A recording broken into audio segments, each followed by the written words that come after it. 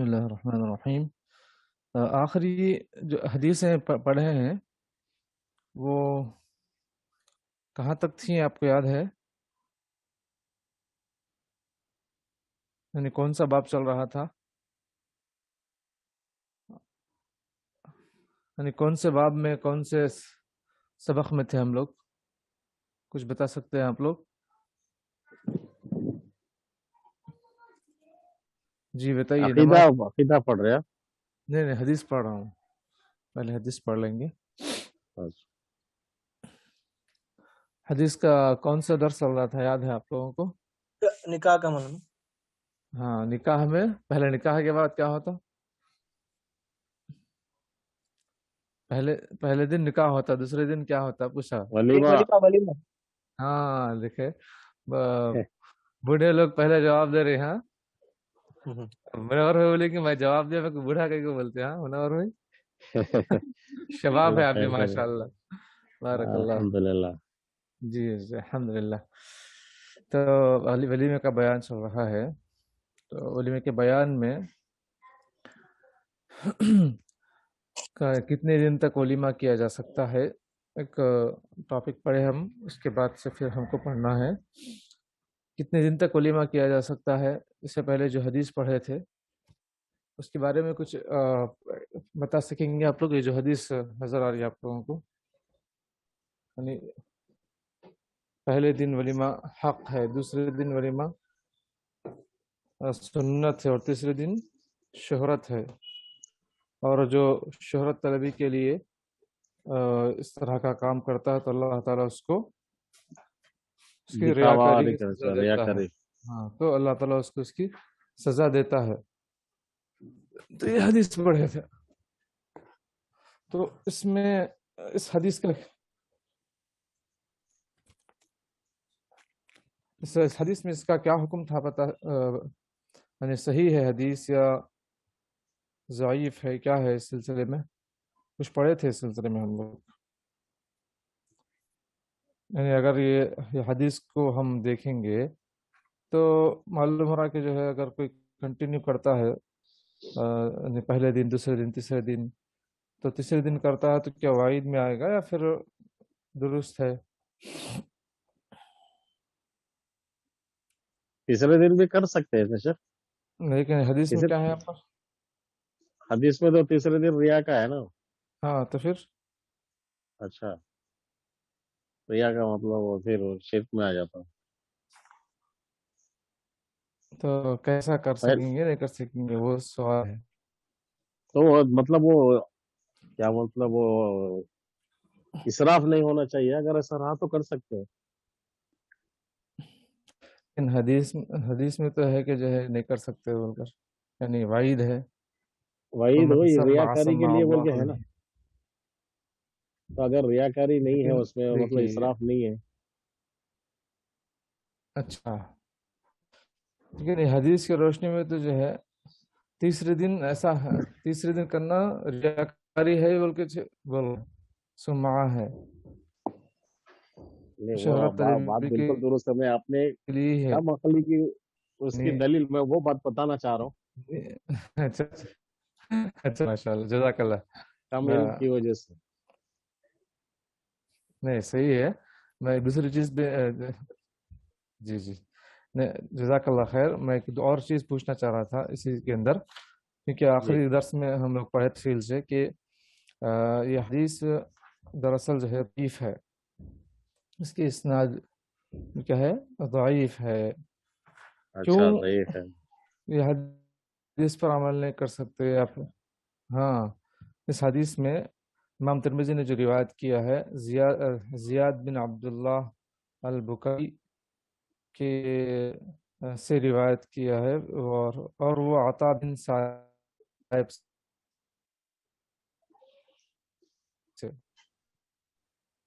اور زیاد بن عبداللہ روایت کرتے ہیں۔ تو اس کے علاوہ جو اپنے شیخ عطا بن صائب سے جو انہوں نے روایت کیا ہے، بعد الاختلاط روایت کیا ہے، اختلاط کے بعد نہیں، اپنے شیخ ان کے احادیث مختلط ہو گئے، ان کا ذہن کمزور ہو گیا، تو یہ حدیث ایسے ہی اسی وجہ سے ضعیف کہی گئی ہے، چونکہ اس کے راوی ہیں، اس حدیث کے اندر جو راوی ہیں وہ راوی ضعیف راوی ہیں، اس وجہ سے اس کے علاوہ جو اس کے یعنی ابن ماجہ میں بھی ہے اور دیگر احادیث میں بھی ہے، لیکن اس کے اندر بھی کچھ روات ایسی ہیں جو ضعیف ہیں، اس وجہ سے اس حدیث کو ضعیف ہونے کی وجہ سے اس پر عمل نہیں کریں گے، یہ مسئلہ ہے۔ بہرحال امام بخاری رحمہ اللہ تعالیٰ کے نزدیک کیا ہے، 7 دن تک بھی ولیمہ کرنا جائز ہے، وہ کہتے ہیں کہ 7 دن تک بھی ولیمہ کرنا جائز ہے ان کے پاس۔ اس کے بعد کہ ہم حدیث دیکھیں گے، ایک منٹ،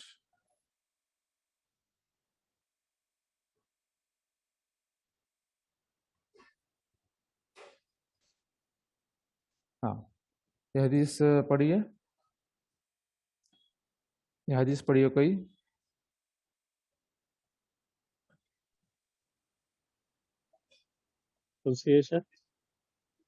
ابھی جو حدیث ہے نا پڑھ سکتے ہیں، پڑھیے۔ وعن صیفیہ اصلی ہے، ہاں یہ صفیہ، حدیث ہے، یہی ہے جی نا؟ ہو جی ہو اعوذ باللہ من الشیطان۔ وعن صیفیہ بنت شیبہ قالت اولم النبی جی، علم النبی صلی اللہ علیہ وسلم صلی اللہ علیہ وسلم على بعض نسائه بمعذين من شعير اخرجه بخاری۔ جی، عن صفية بنت شيبة رضي الله عنها قالت أولم النبي صلى الله عليه وسلم على بعض نسائه بمدين من شعير أخرجه البخاری۔ جی، أخرجه البخاری، امام بخاری رحمہ اللہ تعالیٰ نے اس حدیث کو روایت کیا ہے کہ حضرت صفیہ بنت شیبہ رضی اللہ عنہ سے مروی ہے کہ نبی کریم صلی اللہ علیہ وسلم نے اپنی بعض بیویوں کا ولیمہ 2 مد جو سے کیا، بخاری کی روایت ہے۔ اس حدیث سے ہم کو یہ مسئلہ معلوم ہو رہا ہے کہ ولیمہ کرنے میں یعنی کتنے قسم کے ڈشز ہونے چاہیے، یا اس پر کتنا ہم کھلا سکتے ہیں، کتنا کم سے کم خرچ کر سکتے ہیں، یا زیادہ سے زیادہ کتنا خرچ کر سکتے ہیں۔ تو انشاءاللہ ہم کو معلوم ہوگا کہ اس حدیث سے معلوم ہوا کہ نبی کریم صلی اللہ علیہ وسلم کی جو شادی ہوئی اور تو ولیمے میں آپ صلی اللہ علیہ وسلم نے 2 مد شعیر یعنی 2 مد جو کے ساتھ ولیمہ کیا۔ 2 مد یعنی 1 مد کتنا کا ہوتا ہے؟ تقریباً 600 گرام کے قریب، 600 گرام کے اتنا ہوتا ہے۔ تو 600 گرام یعنی 1200 1300 گرام، یعنی سمجھیے کہ مشکل سے 1.25 کلو جو کے ساتھ جو ہے آپ صلی اللہ علیہ وسلم نے ولیمہ کیا تھا۔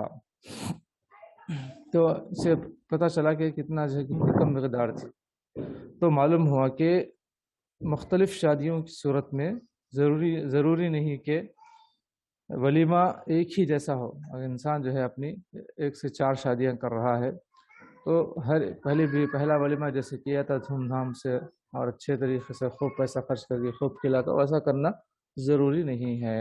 حسب حال ولیمہ کیا جانا چاہیے، جتنی اپنی استطاعت ہے اس وقت میں اس کے حساب سے ولیمہ کر سکتے ہیں، اتنا اس پہ خرچ کر سکتے ہیں۔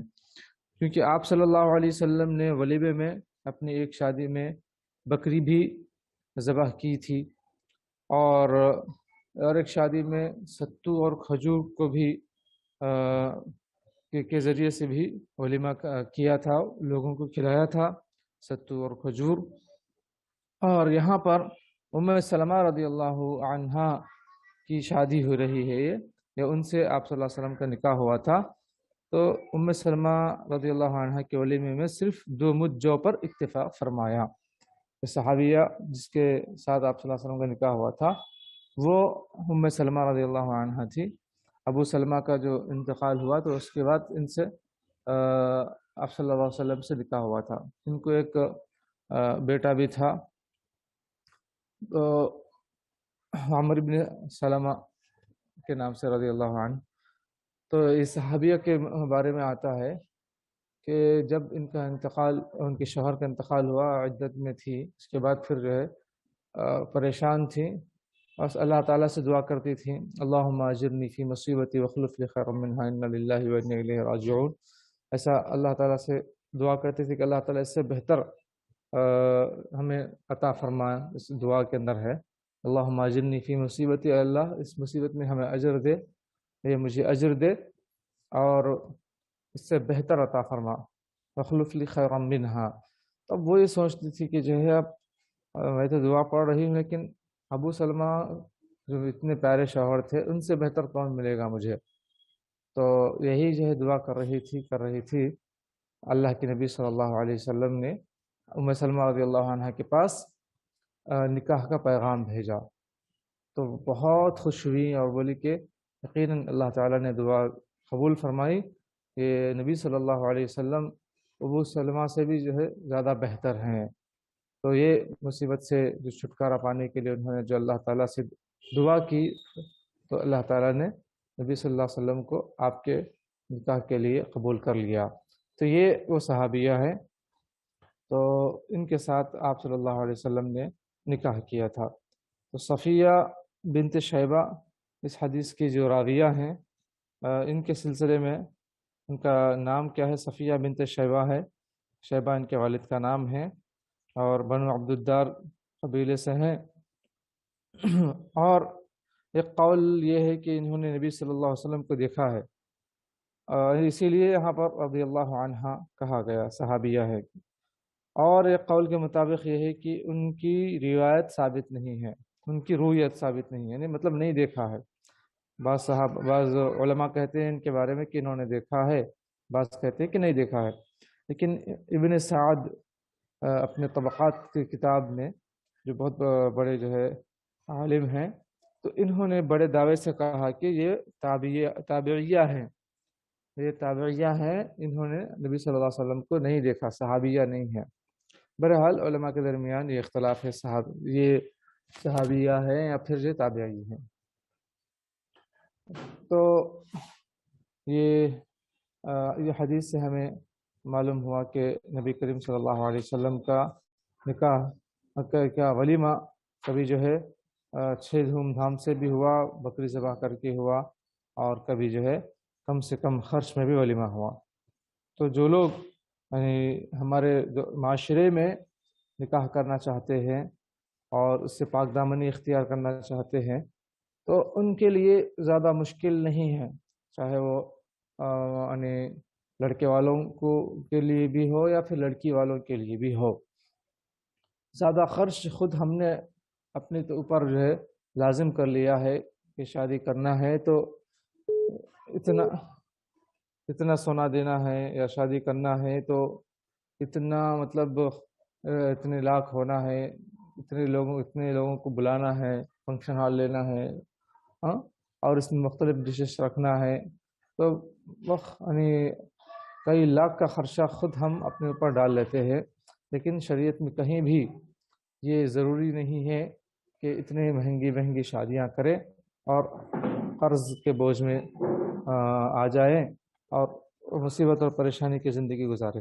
تو ہمارے شریعت میں بالکل سادگی ہے، جتنا کم خرچ ہو اتنا اچھا ہے، بہتر ہے، اور جتنا جو ہے زیادہ خرچ ہو وہ اسراف میں آ جاتا ہے. جو صاحب حیثیت ہے وہ اپنی حیثیت کے مطابق کرے، یہ مطلب ہے. جو صاحب حیثیت ہے وہ اپنی حیثیت کے مطابق کرے. جو تنگ دست ہے وہ اپنے حالات کے حساب سے اتنا خرچ کرے. ضروری نہیں کہ اس کے لیے قرض لیا جائے، اور ضروری نہیں کہ اس کے لیے اتنا پریشان ہو. تو جتنا ممکن ہے اس کے حساب سے ولیمہ کرے. اس سے اور یعنی شریعت اسلامیہ کی یعنی اندر جو آسانیاں ہیں وہ بھی ہمیں معلوم ہوتی ہے کہ ہماری شریعت کتنی آسان ہے.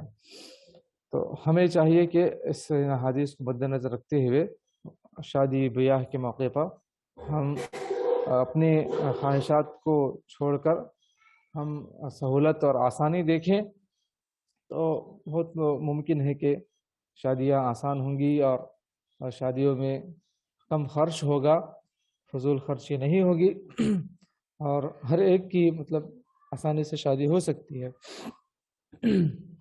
اس کے بعد ایک اور حدیث دیکھتے ہیں، پڑھیے یہ حدیث بھی انس رضی اللہ عنہ سے جو مروی ہے،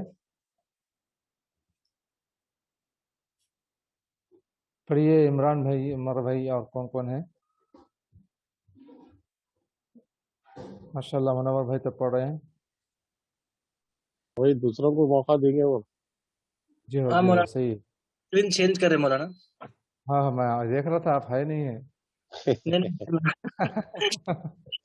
یہ بھی جی صحیح ہے۔ چلیے صحیح، بسم اللہ۔ بسم اللہ۔ وان انس قال اقام النبي صلی اللہ علیہ وسلم بین خیر ومدینہ ثلاث ایالی۔ جی خیبر شاید ہے، اسکرین خیر ہے، بھائی اسکرین نہیں دکھ رہا ہے، اس خیبر۔ کے لیے ذرا بڑا۔ جی ہاں، عن انس رضی اللہ عنہ قال اقام النبی صلی اللہ علیہ وسلم اللہ بین وسلم۔ خیبر، خیبر ایک علاقہ کا نام ہے، اور والمدینہ مدینہ ثلاث ثلاث لیال لیالی۔ لیالی لیال جی یبنى علیہ بسفیہ جی فدعوت تن مسلمین ولیمته فما كان فيها من طور خبز خبز خبز ولا لحم کیا وما بات ہے، كان روٹی الموش سب چل رہا ہے بول۔ جی ماشاء اللہ جی ان امر بان طائی جی بان انطاعی طائی جی فبسطت فالقى عليها۔ مولانا صحیح نہیں دکھ رہا مولانا، تھوڑا بلر ہے۔ جی جی اب دیکھیں فالقى عليها التمر وأيقظ جی ولا العقیقہ والسمن والثمن۔ جی متفق علیہ واللفظ للبخاری۔ جزاک اللہ خیر، آپ کوشش کر رہے ہیں، یہ الحمدللہ ہمارے لیے خوشی کی بات ہے، اور اللہ تعالیٰ اور مزید علم عطا فرمائے آپ سب کو۔ آمین۔ وعن انس رضی اللہ عنہ قال اقام النبي صلی اللہ علیہ وسلم بین خیبر والمدینة 3 لیال يبنى عليه بصفية فدعوت المسلمين إلى وليمته فما كان فيها من خبز ولا لحم وما كان فيها إلا أن أمر بالأنطاع فبسطت فألقى عليها التمر يا فألقي عليه التمر يا فرنة فألقى عليها التمر عنته والأقط والسمن متفق عليه واللفظ للبخاري۔ حضرت انس رضی اللہ عنہ سے روایت ہے کہ نبی کریم صلی اللہ علیہ وسلم نے خیبر اور مدینہ کے درمیان 3 روز تک قیام کیا۔ جب جنگ خیبر ہوئی تو نبی صلی اللہ علیہ وسلم وہاں جو یہودیوں سے کو جلا وطن کیے، تو بہرحال وہ علاقے سے مدینہ کے درمیان کا جو حصہ ہے وہاں پر 3 روز تک آپ صلی اللہ علیہ وسلم نے قیام کیا، اور اپنی زوجہ مطہرہ صفیہ رضی اللہ عنہا سے اسی مقام پر شباشی کی، یعنی اسی مقام پر آپ صلی اللہ علیہ وسلم نے پہلی رات گزاری۔ تو میں نے مسلمانوں کو رسول اللہ صلی اللہ علیہ وسلم کے ولیمے کی دعوت دی، شادی کے بعد ولیمے کے لیے۔ بس اس دعوت میں نہ روٹی تھی اور نہ گوشت۔ کیا تھا؟ کہہ رہے ہیں کہ اس تقریب میں بس یہی تھا کہ آپ صلی اللہ علیہ وسلم کے ارشاد گرامی کے مطابق چٹائیاں بچھائی گئیں، دوسرے دن چٹائیاں بچھائی گئیں اور ان پر کھجوریں، پنیر اور مکھن ڈال دیا گیا، چن دیا گیا، اتنا ہی۔ بخاری اور مسلم کی روایت ہے، لیکن یہ الفاظ صحیح بخاری میں ہیں۔ تو یہاں پر ہمیں معلوم ہو رہا ہے کہ ولیمے میں نبی صلی اللہ علیہ وسلم نے کیا کھلایا، کس کے؟ صفیہ رضی اللہ عنہ کے ساتھ جو ولیمہ کا نکاح ہوا تھا اس ولیمے میں۔ تو یہاں پر گوشت اور روٹی وغیرہ کے بغیر بھی ولیمہ جائز کرنا جائز ہے، جیسے کہ نبی صلی اللہ علیہ وسلم نے نہیں کیا، گوشت نہیں کھلایا، روٹی نہیں کھلایا۔ خود انس رضی اللہ عنہ فرماتے ہیں کہ اس میں ایسی چیز نہیں تھی۔ مطلب یہ کہ بغارہ کھانا اور دال چا کدو کا ایسے جس سے بھی کر سکتے ہیں، اتنا سمبل بھی کر سکتے ہیں جیسے پرانے وقت میں اور ابھی بھی کچھ بہت سی علاقوں میں ہوتا ہے کہ بغیر کھانا دال چا اور کھلا پھلی دیتے گوشت ہیں، کا اور سالن یا خالی پھلی پھلی. گوشت کا سالن یا خالی پھلی، صحیح بولے آپ، تو کھلا کر وہ مست کھا لیتے ہیں، اور جو ہے ڈبل کا مٹھا 2 ٹکڑے بہترین طریقے سے، سمپل طریقے سے. اور وہ زمانے میں اگر یہ اتنا کھلاتے تو بہت عالیشان طریقے سے ولیمہ تصور کیا جاتا تھا ہوگا، لیکن ہمارے زمانے میں ایک سمپل طریقے سے، اور یعنی کھٹی دال اور سادہ کھانے کے ذریعے سے بھی لوگوں کو یعنی بلا کر کھلایا جا سکتا ہے. اور اگر گوشت رکھ دے، تلا ہوا گوشت، یہ بھی بہت اچھا ہے. یا پھر اس سے بھی سادہ جو ہے آپ کر سکتے ہیں بغیر گوشت کے بھی دال کھانا. تو مطلب یہ کہ میں بتانا چاہ رہا ہوں کہ ولیمہ اتنا آسان بھی کیا جا سکتا ہے. یہ چیز ہم نہیں سمجھ پا رہے ہیں. ہمارے مسلمانوں میں یعنی خود یعنی تقریباً سمجھیے 99% لوگ ایسے معاملے میں کمزور نظر آ رہے ہیں. چونکہ ماحول کیا بولیں گے، اتنے دن سے کیا ہے، بچے کی جو دعوت اتنا سمپل کر لیے، کیا اس طریقے سے جو لوگوں میں باتیں آتی ہیں، اس ڈر سے کیسے بھی کسی بھی طریقے سے کوشش کر کے کھلاتے ہیں. تو مطلب یہ کہ اتنا اپنے آپ کو پریشان کرنا یہ جائز نہیں ہے. ہاں اگر اللہ نے دیا ہے ضرور، ایک نے 2 بکرے کاٹو، ایک نے 10 بکرے کاٹو، کھلاؤ. اگر نہیں دیا ہے تو آسانی سے کرو. تو یہ مطلب ہے، مقصد کیا ہے کہ یا معاشر الشباب من استطاع منکم الباءۃ فلیتزوج فانہ غض للبصر واحسن للفرج ومن لم يستطع فعليه بالصوم فانه له وجاء. اس حدیث کو مد نظر رکھنا چاہیے کہ نوجوانوں کی جماعت سے نبی صلی اللہ علیہ وسلم نے جو خطاب کیا، جو نکاح کی طاقت رکھتا ہے تو نکاح کرے. اور اس سے فائدے بہت سے ہیں. ایک تو نگاہ جھکی رہتی ہے اور شرمگاہوں کی حفاظت ہوتی ہے. تو یہ اس کے اصل فائدے ہیں. انسان تو کھانا اور پینا تو لگا ہوا ہے، جو ضروری چیزیں ہیں وہ خود کھا سکتا ہے، کھلا سکتا ہے، اور اچھی سکون سے رہ سکتا ہے، رکھ سکتا ہے. تو پھر نکاح کرنے میں کوئی پیچھے نہ ہٹے بلکہ پہل کرے. ہاں اگر اتنی بھی استطاعت نہ ہو دوسروں کو آنے والوں کو کھلانے کی، ان کو رکھنے کی اپنے ساتھ، یا ان کو جو ہے جو ضروری جو سامان زندگی ہے وہ مہیا نہیں کر سکتے، تو تھوڑا صبر کر لے، تھوڑا انتظار کر لے. لیکن اس کے لیے ضروری نہیں کہ جو ہے ابروڈ جائے، باہر جائے اور وہاں پر 2 سال 4 سال 5 سال گزار کر کچھ کما کر ہی آ کر نکاح کرے. ایسا ضروری نہیں ہے. تو یہ مقصد کیا ہے کہ شرمگاہ کی حفاظت ہو، یعنی نسب میں اختلاط نہ ہو اور یہ گناہوں میں نہ پڑے. یہ مقصد ہے. تو اس کے بعد اس حدیث کے اندر کچھ اہم اور بھی باتیں ہیں تو دیکھتے ہیں. حضرت یہاں پر جو صحابیہ ہیں صفیہ بنت شیبہ کے بارے میں تو معلوم ہوا کہ اختلاف ان میں تابعیہ ہیں یا پھر جو ہے نہیں وہ تو گزر چکے. یہاں پر صفیہ رضی اللہ عنہ نبی صلی اللہ علیہ وسلم کی ازواج مطہرات میں سے ایک بیوی ہیں، جو ان سے جو نکاح ہوا تھا. تو اس کے بعد یہاں پر نبی صلی اللہ علیہ وسلم نے رات گزاری. پھر اس کے بعد آپ صلی اللہ علیہ وسلم نے دوسرے دن ولیمہ کیا، اور ولیمے میں لوگوں کو اعلان کرنے کے لیے کہا. انس رضی اللہ عنہ سے اعلان کیے، اور پھر وہاں پر چٹائی پر کھجور، پنیر، مکھن وغیرہ ڈال دیا گیا. یہاں پر العقیق جو لفظ ہے تو اس سے مراد یعنی وہ سخت جمع ہوا دودھ جسے پنیر کہتے ہیں، وہ مراد ہے. عقیق سے پنیر جو جمع ہوا دودھ ہوتا ہے تو اس کو جو ہے پنیر کہتے ہیں. اور کھجور تو پتہ ہے، ڈیٹس، تمر، اور مکھن سمن ہوتا ہے نا، مکھن. تو یہ سب چیزیں نبی صلی اللہ علیہ وسلم نے کھلائیں. ان تینوں کے مجموعے کو، کھجور، پنیر اور مکھن کے مجموعے کو حیض کہتے ہیں. شاید یہ میٹھا بھی جو ہے مشہور ہے عرب میں. حیث میں کا جو ہے میٹھا پتہ نہیں، مجھے ایسا یاد آ رہا ہے. اگر ان تینوں میں سے کوئی بھی ایک چیز نہ رہے تو، یا پھر کوئی دوسری چیز مکس ہو جائے تو اس کا نام جو ہے حیث نہیں ہوگا، کوئی دوسرا نام ہوگا.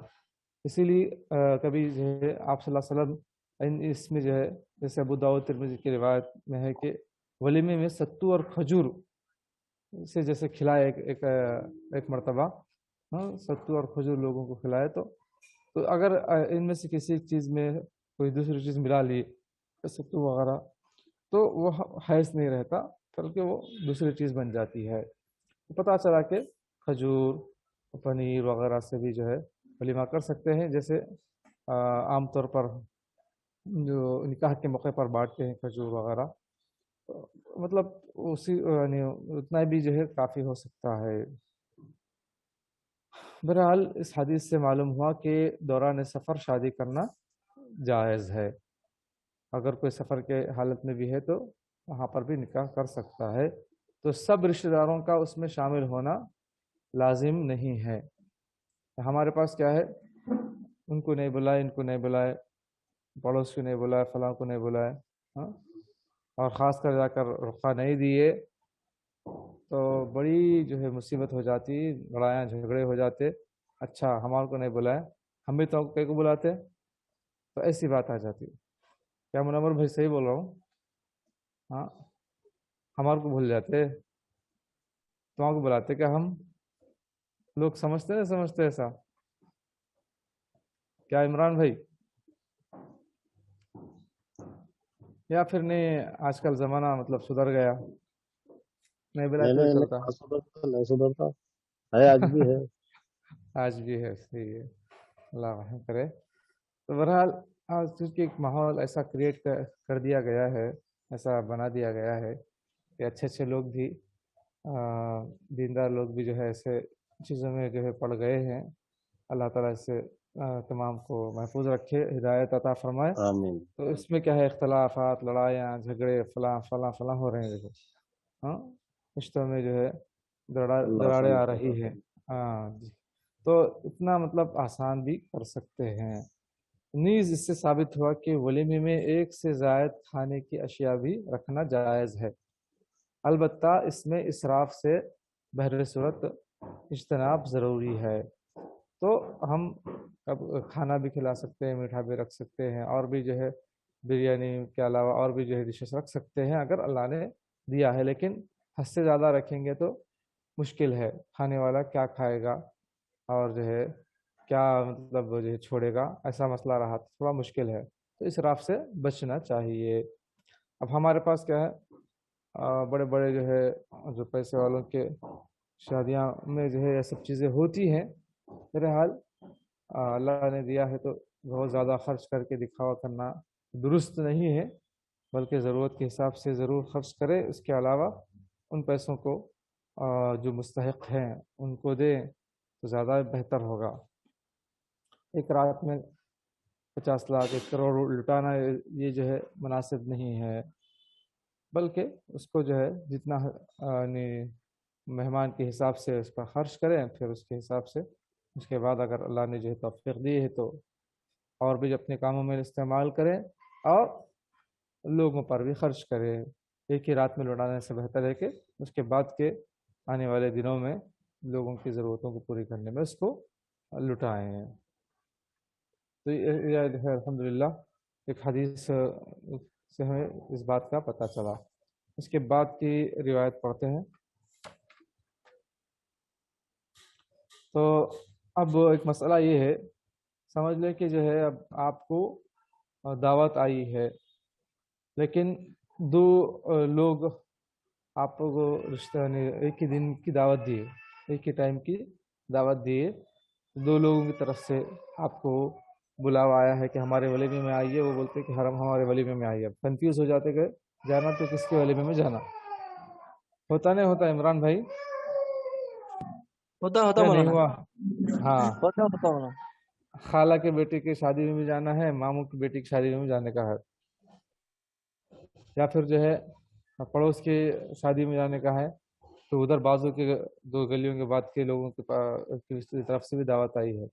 بالکل گھر کے بازو والوں کی طرف سے بھی اور دو تین گلیوں کے بعد والوں کی طرف سے بھی مختلف، یا پھر جو کوئی دوسرے اسٹیٹ سے دعوت دیتا ہے تو الگ الگ طریقے سے ہو سکتا ہے۔ اب یہاں پر کس کی دعوت کو قبول کرنا، کس کی دعوت کو قبول نہیں کرنا کنفیوز ہو جاتے، تو دیکھیے حدیث کے روشنی میں کیا ہے ہم پتہ کرتے ہیں۔ تو پڑھیے، پڑھنے میں جو ہے آپ لوگوں کو بھی جو ہے پڑھنا آئے گا۔ یہ حدیث شاید نظر آ رہی ہے وأن جی۔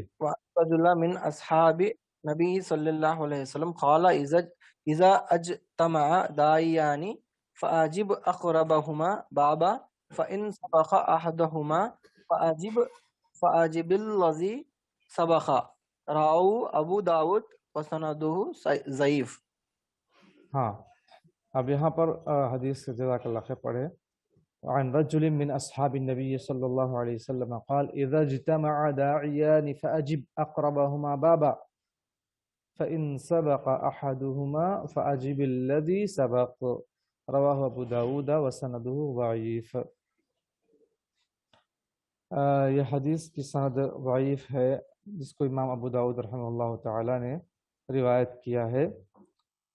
حناد بن سری اور عبد السلام بن حرب، اور وہ ابو خالد الدالانی سے، اور وہ ابو العلا الاودی سے، اور حمید بن عبد الرحمن الحمیری، اور وہ جو ہے عن رجل من اصحاب النبی صلی اللہ علیہ وسلم۔ یہ پوری سند اس طریقے سے ہے، یہاں پر عن رجل من اصحاب النبی صلی اللہ علیہ وسلم ہے۔ اس سے پہلے امام ابو داؤد نے کتنے لوگوں سے، مطلب ان کے بعد کے بیچ کے لوگ ہیں، اس کا یہاں پر بھی جو ہے ذکر کیا گیا ہے۔ حدیث کی سند تو اس میں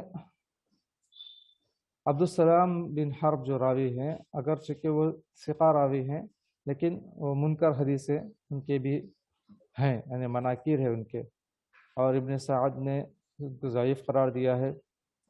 اور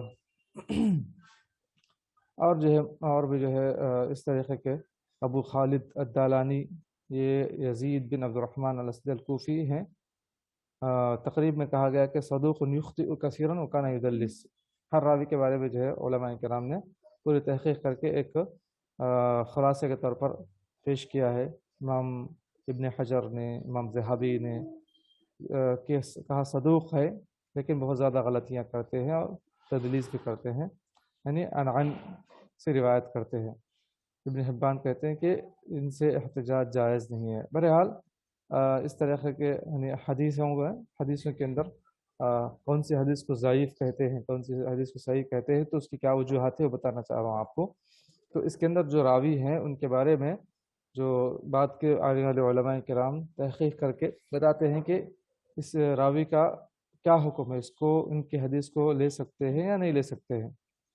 ابن حبان کہتے ہیں کہ لا يجوز الاحتجاج به، قبول نہیں کر سکتے ان کی حدیث کو۔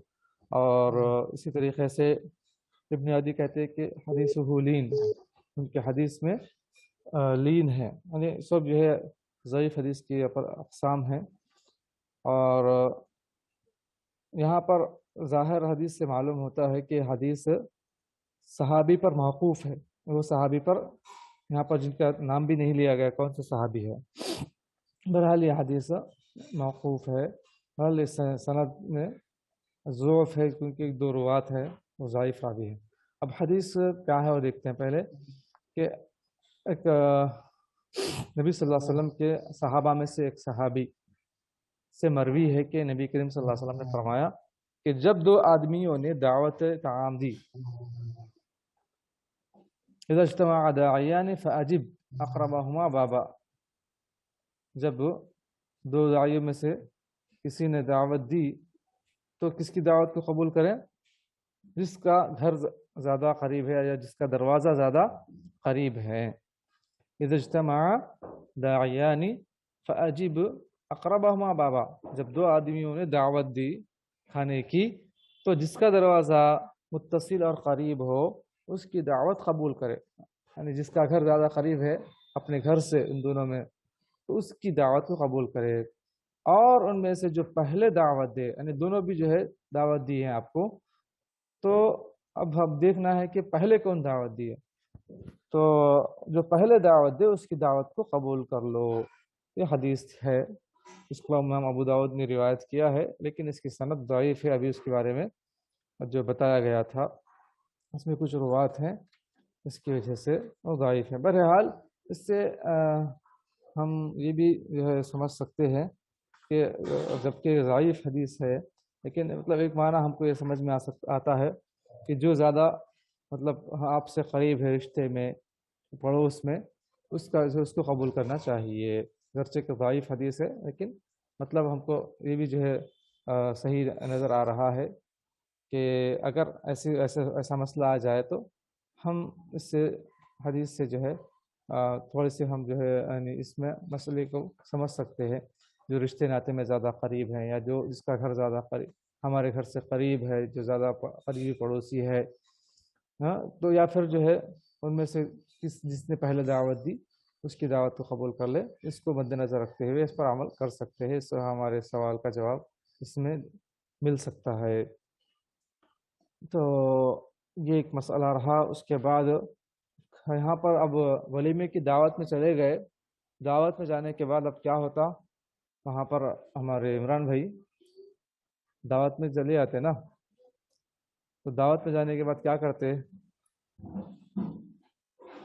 کوئی جواب دیجیے، دعوت میں جانے کے بعد کیا کرتے؟ سو جاتے وہاں پر یا خالی بات نہ کر لے کے آ جاتے؟ کھانا کھاتے مولانا؟ ہاں کھانا کھاتے۔ بہت دیر کے بعد جواب آیا۔ نہیں، جب سے بول رہا تھا وہ مائک آن ہو کے آپ بول رہا تھا۔ اوکے ٹھیک ہے، جزاک اللہ خیر۔ تو کھانا کھاتے، تو کھانا کیسا کھانا، وہ بھی جو ہے ہمارے اسلام میں بتایا گیا ہے، کھانے کی کیا آداب ہے۔ ہمارے پاس کھانا جیسے جو ہے ولیمے کی دعوت ہوتی ہے تو کیا کرتے کھانے کے لیے؟ پہلے قریب بیٹھتے ہیں، ٹیبل کے قریب بیٹھتے، جیسے ہی جو ہے بلائے فوراً ایک دوسرے پہ جو ہے وہ سبقت کرتے ہیں، بھاگ کے جا کے پہلے ٹیبل پکڑتے، اس کے بعد پھر کیا ہے جو پہلے آیا وہ پہلے ڈال لیتے، ہے نہیں؟ تقریباً ہوتا نہیں ہوتا؟ بہرحال ہوتا ہے ایسا، تقریباً اکثر ہوتا ہے، لیکن جو شریف لوگ، جو مہذب لوگ اور جو صاحب علم ہیں، صاحب اخلاق ہیں، وہ لوگ تو ایسا نہیں کرتے، لیکن اکثر دیگر ایسے لوگ جن میں سے ان تمام اوصاف کی کمی ہے تو وہ لوگ ایسا کرتے ہیں، دیکھنے میں آتا ہے، یا کبھی کبھار بچے بھی کر لیتے ہیں۔ بڑوں کا تو مسئلہ الگ ہے، لیکن بچے اکثر ایسا کرتے ہیں۔ تو بہرحال کھانے پینے کے مسائل بھی ہمیں بتلائے گئے ہیں، ولیمے کی دعوت دیں تو کیسا وہاں جائیں، کیسا کھائیں پیے۔ تو یہ حدیث لکھتے ہیں عن ابی جحیفۃ رضی اللہ عنہ قال قال رسول اللہ صلی اللہ علیہ وسلم لا آکل متکئا، بخاری کی رواہ البخاری۔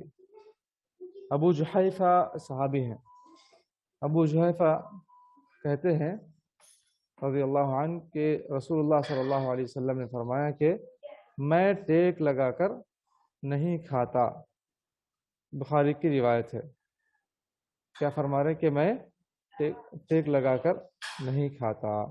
اب اس حدیث کے سلسلے میں دیکھتے ہیں کہ ٹیک لگا کر کھانا جائز ہے یا جائز نہیں ہے۔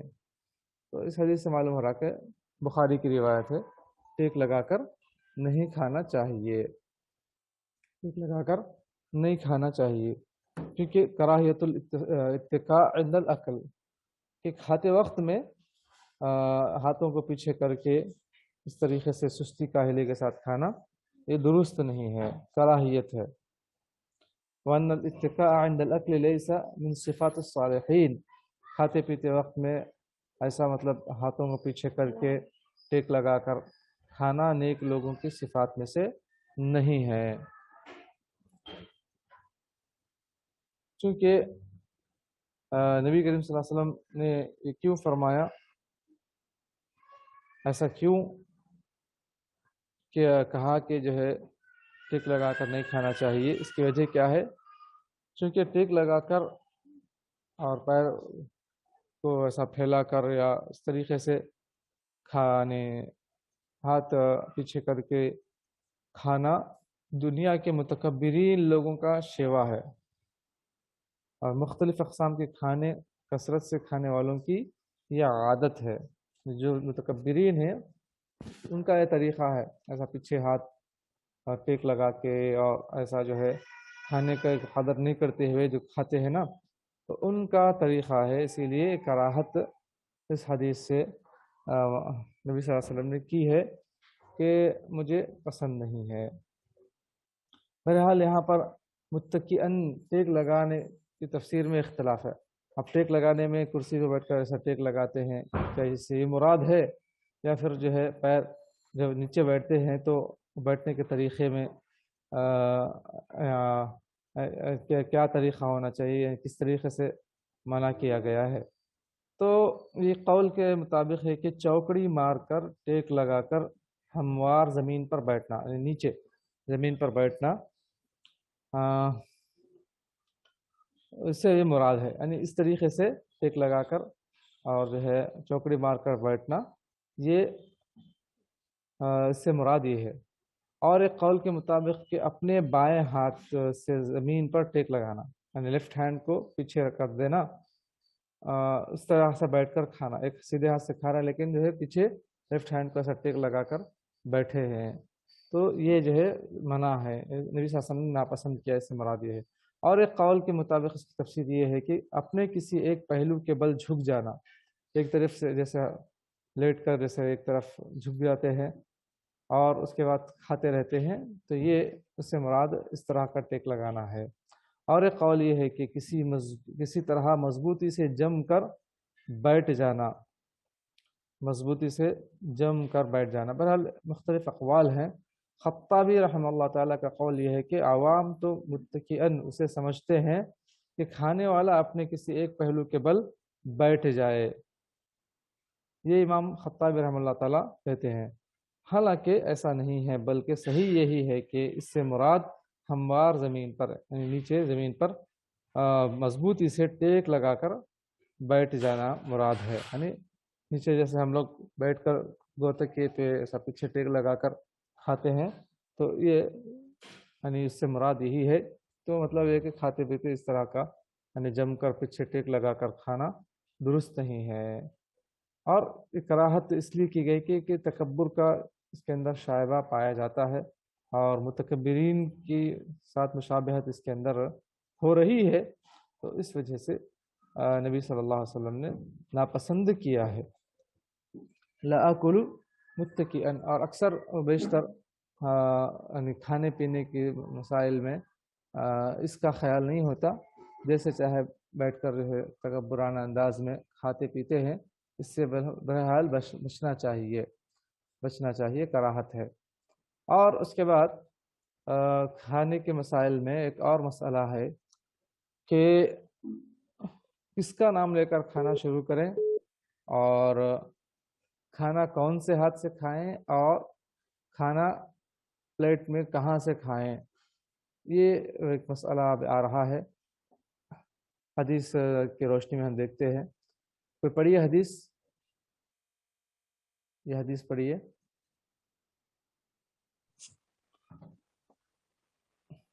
بسم اللہ الرحمن الرحیم۔ وعن عمر بن ابی سلمۃ رضی اللہ تعالی عنہ قال النبی رسول اللہ صلی اللہ علیہ وسلم قال لی رسول اللہ صلی اللہ علیہ وسلم غلام سم اللہ وکل بیمینک وکل مما یلیک جی، یا غلام سم اللہ وکل بیمینک وکل مما یلیک، یہ حدیث ہے۔ ایسے حدیث یاد کر لیجئے، سہولت ہو جائے گی، آسان ہوگا، کیونکہ اکثر و بیشتر ایسے مسائل ہوتے رہتے ہیں، تو ہم حدیث کی روشنی میں اس طرح جواب دے سکتے ہیں۔ بہت آسان 3 جملے ہیں۔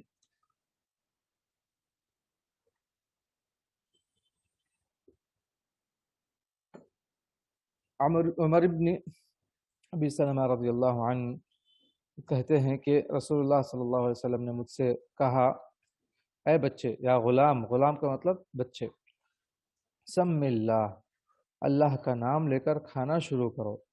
سم اللہ یعنی کھانے کے وقت میں اللہ کا نام لے کر کھانا کھاؤ.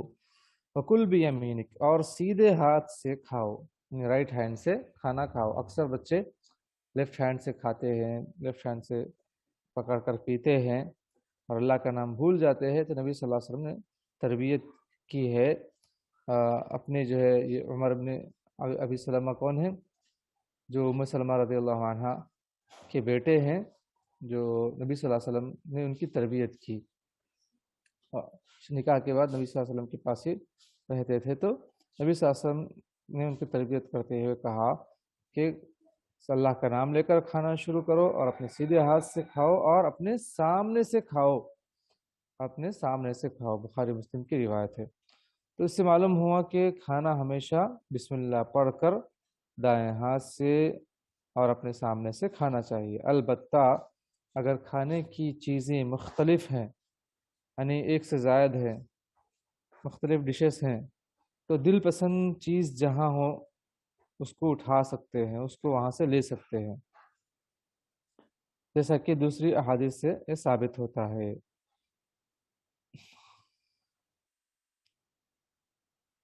تو یہ حدیث بہت اہم ہے کھانے پینے کے مسائل میں.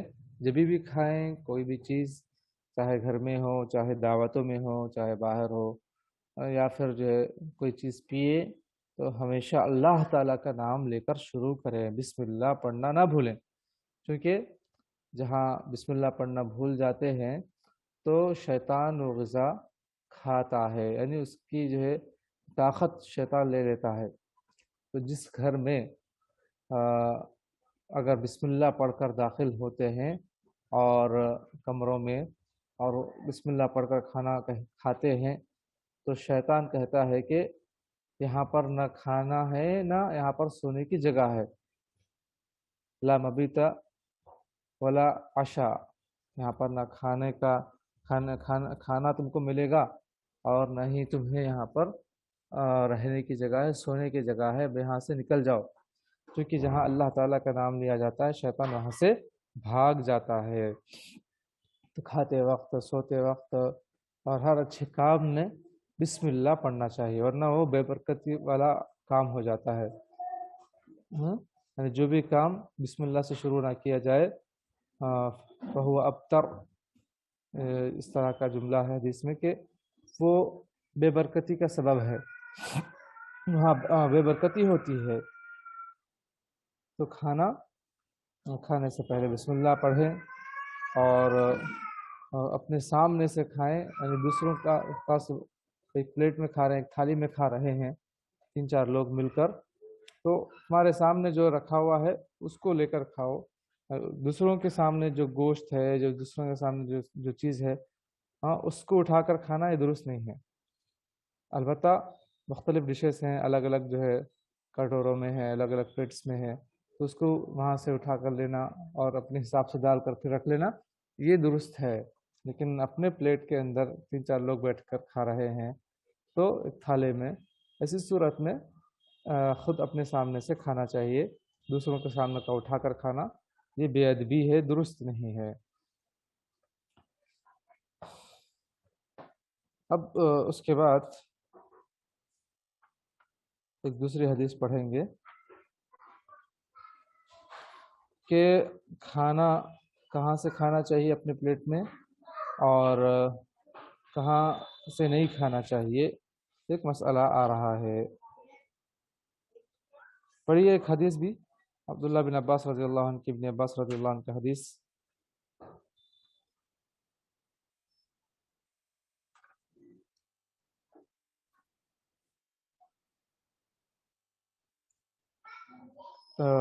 شاید آواز سننے نہیں آ رہی ہے. خیر، اس حدیث جو بھی ہم پڑھے ہیں اس سے پہلے کی حدیث، اس حدیث کی اور اگر تفصیل دیکھنا چاہتے ہیں آپ تو سیدھے ہاتھ سے کھانے کے سلسلے میں، چونکہ اس لیے کہا گیا کہ نبی صلی اللہ علیہ وسلم فرمایا، جابر رضی اللہ عنہ کی حدیث ہے، یہ روایت ہے، صحیح مسلم میں ہے کہ لا تأکلوا بالشمال فإن الشیطان یأکل بالشمال، تم بائیں ہاتھ سے نہ کھاؤ کیونکہ شیطان بائیں ہاتھ سے کھاتا ہے، بائیں ہاتھ سے کھاتا ہے۔ اور دوسری روایت میں ہے ابن عمر رضی اللہ عنہما سے کہ جب تم میں سے کوئی کھائے تو سیدھے ہاتھ سے کھائے، اور جب پیے تو سیدھے ہاتھ سے پیے۔ فإن الشیطان یأکل بشمالہ ویشرب بشمالہ، کیونکہ شیطان بائیں ہاتھ سے کھاتا پیتا ہے، اور اکثر لوگ بائیں ہاتھ سے کھاتے ہیں، بائیں ہاتھ سے پیتے ہیں، بائیں ہاتھ سے جو ہے گلاس چائے کی کپ وغیرہ پکڑ کر جو ہے اس کو پی لیتے ہیں، اور اس کو یعنی نیا انداز کہا جاتا ہے، نئے طریقے سے، یعنی نئے زمانے کا نیا انداز سمجھ کر جو ہے سیدھے ہاتھ کو چھوڑ کر بائیں ہاتھ سے پکڑ کر کھاتے پیتے ہیں، جبکہ اللہ کے نبی صلی اللہ علیہ وسلم نے فرمایا کہ شیطان اس طرح کرتا ہے۔ تو اس سے بچنا چاہیے، غیر مسلموں کی مشابہت اختیار کرنے سے بچنا چاہیے۔ نبی کریم صلی اللہ علیہ وسلم اپنے ہر معاملے میں سیدھے جانب کا استعمال کرتے تھے کہ آپ جتنا ہو سکے وضو میں بھی شروع میں سیدھے ہاتھ سے شروع کرتے، اپنے جوتے وغیرہ پہننے میں بھی پہلے سیدھے پیر کا جوتا پہنتے، اور کنگھی وغیرہ کرنے میں بھی پہلے سیدھے جانب کا کر اس کے بعد پھر بائیں جانب کا کرتے ہیں۔ تو یہ سب چھوٹی چھوٹی باتیں ہیں لیکن بڑی اہم ہیں، بڑی اہم باتیں ہیں۔ اس پر عمل کرنے سے برکت ہوتی ہے، اللہ تعالیٰ خوش ہوتا ہے، نبی صلی اللہ علیہ وسلم کی سنت پر عمل ہوتا ہے، اور اس پر عمل نہیں کریں گے تو پھر جو ہے ہمارے گھر میں بے برکتی آتی ہے، زندگی میں برکت ختم ہو جاتی ہے، اور بے ادب شمار کیے جاتے ہیں۔ تو کھانے کے وقت بسم اللہ پڑھنا واجب ہے، سیدھے ہاتھ سے کھانا واجب ہے۔ اگر کوئی عذر نہیں ہے، اگر مثال طور پر کسی کا سیدھا ہاتھ ہی نہیں ہے تو کیا کرے گا؟ وہ تو جو ہاتھ بچا ہوا اسی سے کھائے گا۔ مطلب یہ کہ کوئی عذر نہ ہو تو واجب ہے۔ اگر کوئی عذر ہے، ہاتھ میں فریکچر ہے، اٹھا نہیں سکتا ہے، اس طرح کا کوئی اور مسئلہ ہے، تو پھر وہ لیفٹ ہینڈ سے کھا سکتا ہے، استعمال کر سکتا ہے۔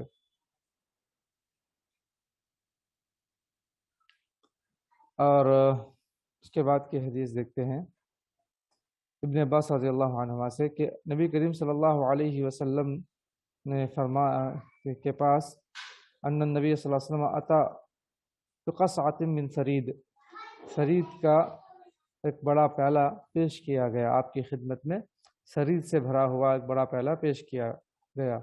فقال کلوا من جوانبها ولا تأکلوا من وسطها فإن البرکۃ تنزل فی وسطها۔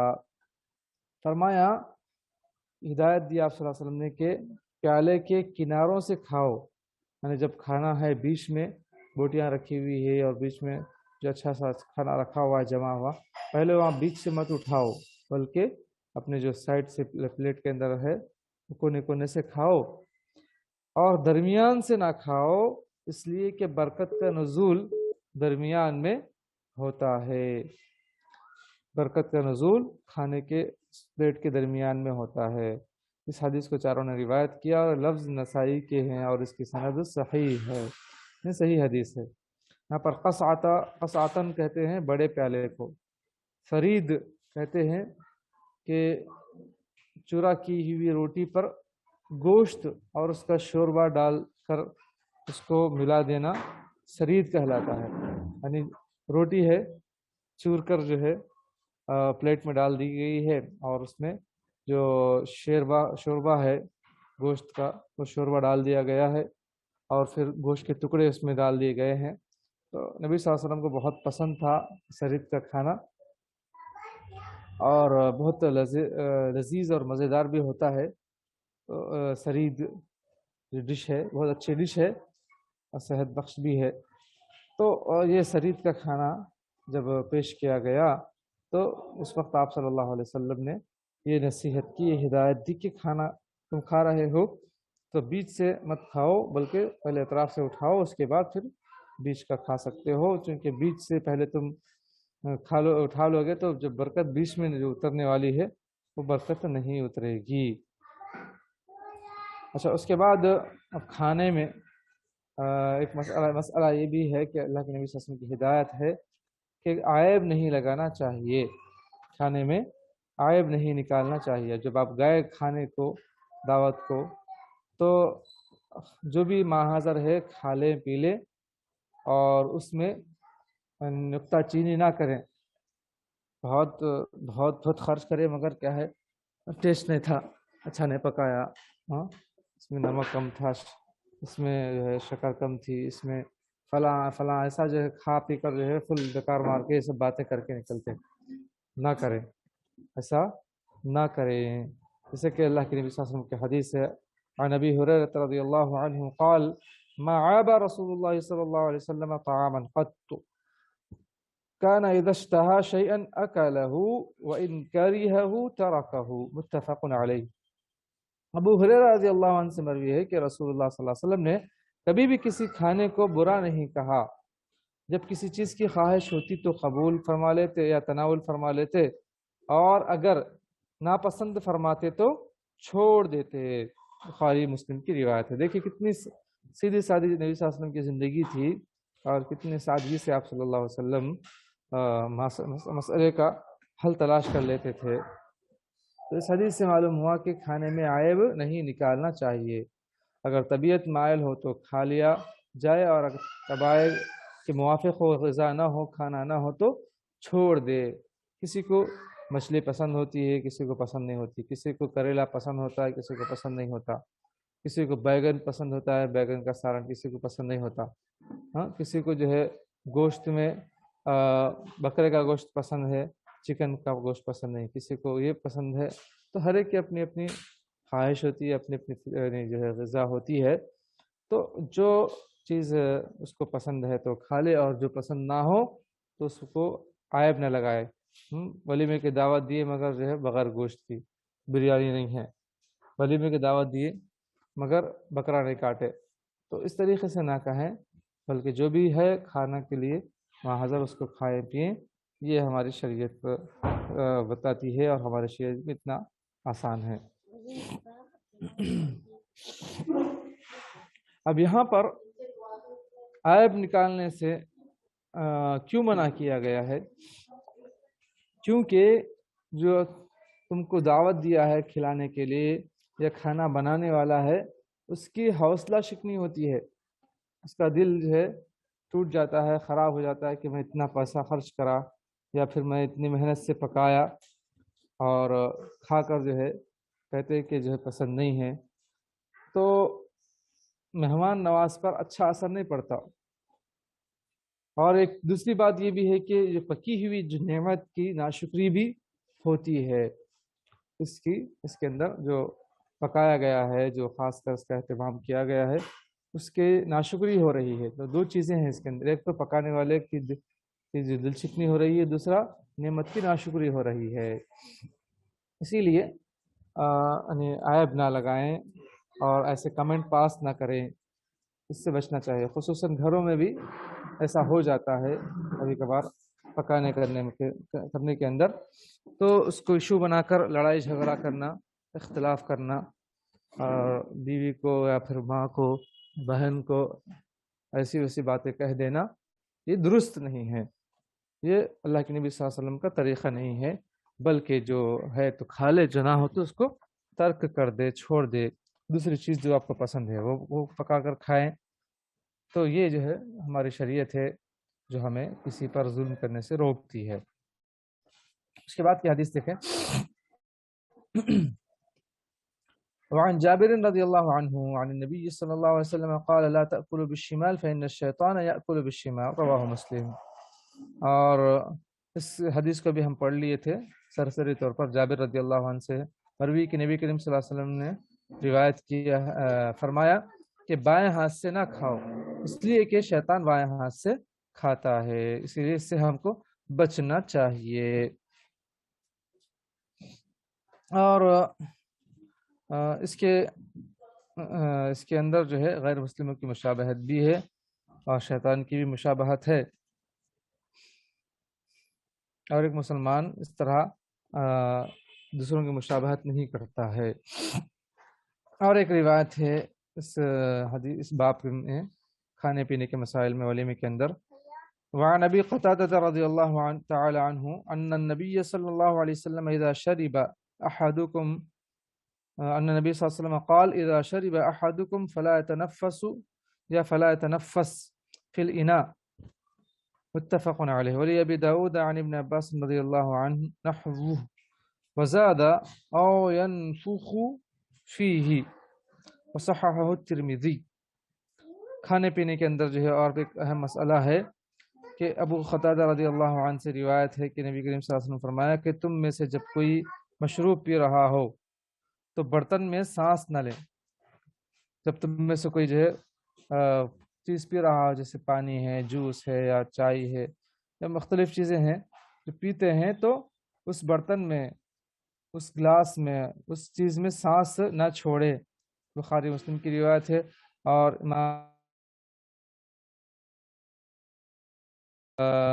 روایت کیا ہے اور اس میں اتنا اضافہ بھی کیا ہے کہ اس میں نہ پھونکے او ینفخ فیہ، یعنی اس میں سانس بھی نہ لے گلاس کے اندر اور نہ پھونکے. ان دونوں سے بھی بچنا چاہیے، پرہیز کرنا چاہیے. تو یہاں پر سانس لینے سے ممانعت ہے. اس لیے فرمایا کہ سانس برتن میں لینے سے یہ اندیشہ ہے کہ مشروب میں سانس کے ذریعے سانس لینے والے کا تھوک یا رال ٹپک جائے گا. جب سانس لے رہے ہیں تو کچھ جو ہے ذرات اس کے اندر گلاس میں چلے جائے گی، منہ کے ذریعے سے کچھ لعاب گر جائے گا، یا پھر جو ہے تھوک وغیرہ گر جائے گا. اس سے جو ہے بس سامنے والا وہ گلاس استعمال نہیں کر سکتا ہے، تو اس سے جو ہے روکا گیا ہے. اور دوسرے آدمی کی طبیعت پر بھی وہی ناگوار گزرے گا. اور اس لیے بھی کہ سانس کے ذریعے پھیپھڑوں میں سے ہوا ایسی خارج کر کے مشروب میں ڈال دے جو تندرست آدمی کے لیے، صحت کے لیے مضر ہو، تندرست آدمی کی صحت کے لیے نقصان دہ ہو. اگر آپ گلاس میں پانی پی رہے ہیں تو اسی میں سانس لیں گے چھوڑیں گے، لیں گے چھوڑیں گے، تو پھر دوسرا اس کو استعمال کرے گا. تو جب ہماری سانس باہر نکلتی ہے تو یعنی جو اندر جو فاسد مادے ہے اس کو لے کر نکلتی ہے. اور کاربن ڈائی آکسائڈ بولتے ہیں نا اس کو، تو آکسیجن ہم لیتے ہیں اور پھر کاربن ڈائی آکسائڈ چھوڑتے ہیں، تو جو فاسد مادے ہیں وہ باہر نکلتے ہیں. تو اگر وہ گلاس میں چلے جائیں، دوسرا استعمال کریں، تو صحت مند آدمی کے لیے نقصان دہ ہیں. یعنی جراثیم مشروب میں داخل ہو کر اسے خراب کر دیں گے، اور مفید کے ساتھ غیر مفید شامل ہو کر یہ آمیزش شدہ مخلوط مواد صحت کی خرابی کا باعث بن جائے گا. اسی لیے روکا گیا ہے کہ برتن میں سانس نہ لیں. سانس لینا ہے تو پانی پیتے وقت یا کوئی چیز پیتے وقت میں اس کو باہر یعنی ہٹا کر گلاس سانس لے کر پیے. اور اس میں پھونکنے سے بھی اسی لیے منع کیا گیا ہے. ان احادیث سے پتہ چلتا ہے کہ شریعت اسلامیہ صحت کی حفاظت کی لیے ایک ایسی اچھی تعلیمات دیتی ہے. اس کی حفاظت کے سلسلے میں کتنی اس کے اندر جو ہے اچھی تعلیمات ہیں. اور ہماری شریعت یعنی سائنس کے موافق ہے، یعنی سائنس شریعت کے موافق ہے. یعنی ہماری شریعت کی جو تعلیمات ہیں وہ سائنس سے الگ نہیں ہیں، بلکہ انہی چیزوں کو دیکھ کر سائنس کے فارمولے بھی بنائے جاتے ہیں. اور اللہ کے نبی صلی اللہ علیہ وسلم نے سب باتیں کب بیان فرمائی؟ جبکہ سائنس کا نام و نشان نہیں تھا. اس وقت آپ صلی اللہ علیہ وسلم نے تمام باتیں بتائی ہیں. تو ہماری شریعت کی سچائی کا ہمیں علم ہوتا ہے کہ ہمارے ساتھ شریعت کتنی جو ہے سچی ہے، اور اس کے اندر جو ہے کوئی اس طرح کی جو ہے کمی بیشی نہیں ہے، بلکہ ہماری فطرت سے یہ چیز میل کھا رہی ہے. ہماری فطرت سے یہ چیز میل کھاتی ہے. اللہ تعالی عالم. صلی اللہ وسلم وبارک علی نبینا محمد وعلی آلہ وصحبہ اجمعین.